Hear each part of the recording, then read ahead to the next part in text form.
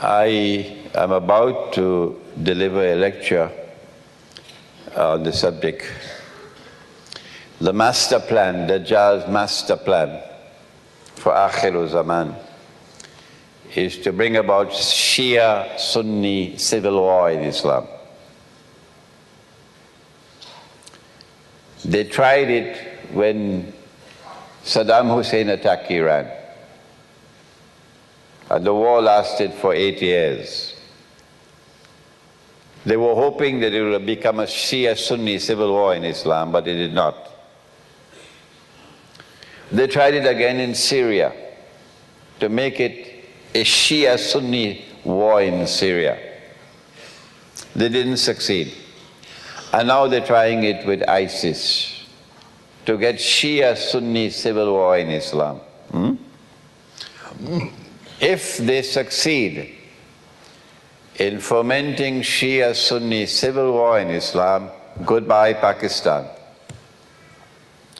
Goodbye to Pakistan. Pakistan cannot survive. They want Pakistan to collapse because Pakistan is the only Muslim country today with nuclear weapons.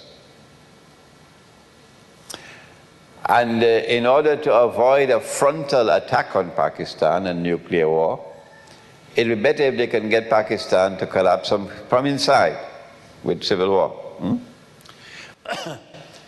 So the Protestant Islam, the Salafi view, is today to beat the drums of war against the Shia. That's what they're doing. Beating the drums of war against the Shia. This is why I travel to Iran again and again, to try to build solidarity with the Shia ulama. And I was just in Iran 3 weeks ago, and I said, we've got to sit down and come to some common understanding. To inform the Sunni world that you cannot say that the Shia are kuffar. That's rubbish. That's rubbish. That's schoolboy methodology. The Shia are kuffar. In order for you to say that they are kuffar, you have to declare a fatwa.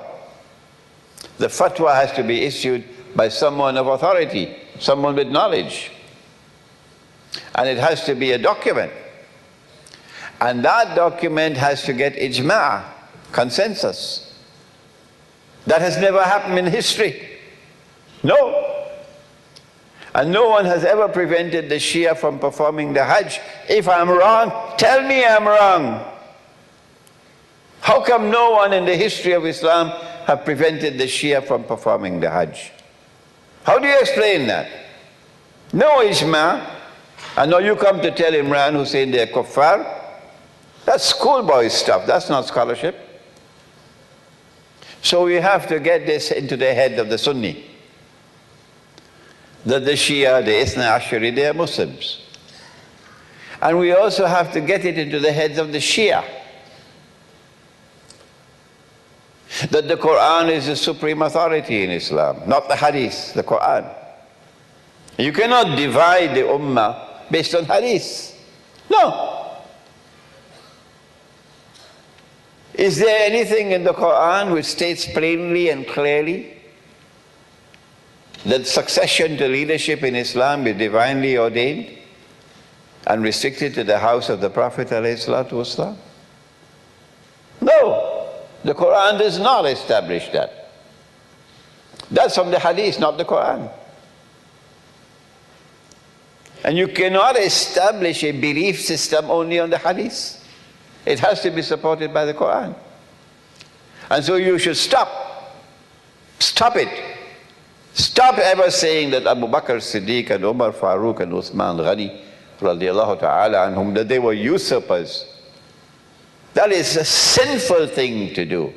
That's nonsense. It's false. Stop it. You cannot establish a belief system based on hadith, unsupported by the Quran. So we've got to bridge the divide, the Shia-Sunni divide on these two issues. And hopefully I pray that Allah may help us that we can prevent Shia-Sunni civil war in Islam.